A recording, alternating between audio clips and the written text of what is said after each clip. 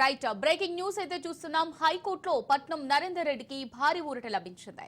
నరేందర్ రెడ్డిపై నమోదైన 3 కేసుల్లో 2 కొట్టివేసింది హైకోర్టు. ఒకే ఘటనలో 3 ఎఫ్ఐఆర్లు నమోదుపై కోర్టులో సవాల్ చేస్తూ 3 కేసుల నిబంధనలకు విరుద్ధమన్న నరేందర్ రెడ్డి లాయర్ వాదనలతో హైకోర్టు ఏకీభవించినట్టుగా తెలుస్తోంది.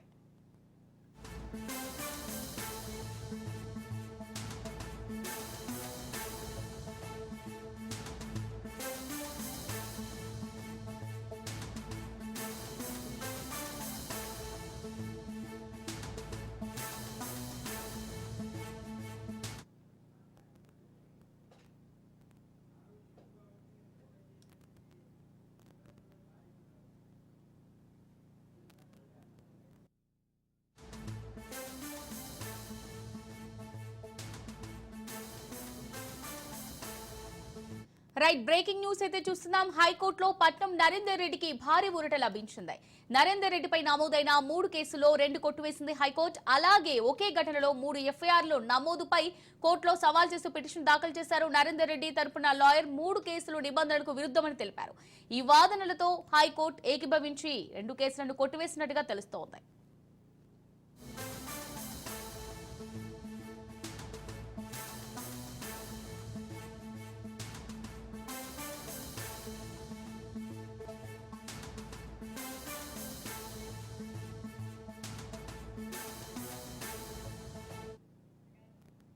రైట్ హైకోర్టులో పట్నం నరేందర్ రెడ్డికి భారీ ఊరట లభించింది. నరేందర్ రెడ్డిపై నమోదైన 3 కేసుల్లో 2 కొట్టివేసింది హైకోర్టు.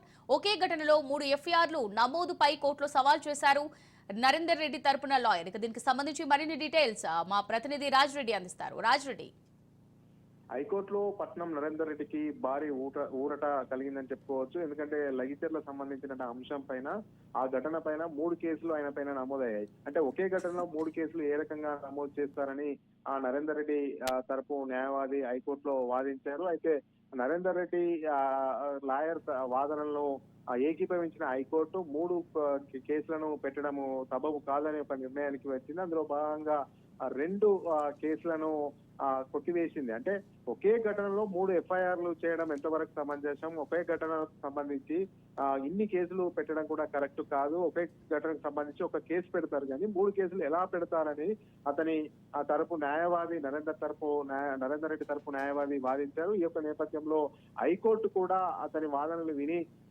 హైకోర్టు కూడా నరేందర్ రెడ్డి తరపు న్యాయవాది వాదనలతో ఏకీభవించింది. ఈ యొక్క నేపథ్యంలో ఎఫ్ఐఆర్ లో 3 ఘటనలో 3 కేసులు నమోదైతే అందులో 2 కేసులకు ఊరట కలిగింది. 2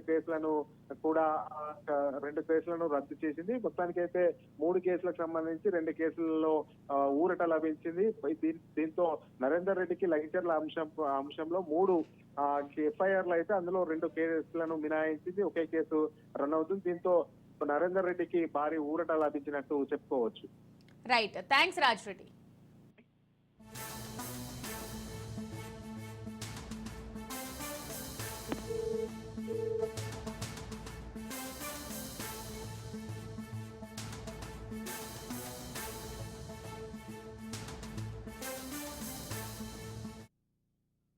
ఘటనకు సంబంధించి కొడంగల్ మాజీ ఎమ్మెల్యే నరేందర్ రెడ్డి గారిని అరెస్ట్ చేయడము, పోలీసు రిమాండ్కి పంపించడం మీకు తెలిసిన విషయమే.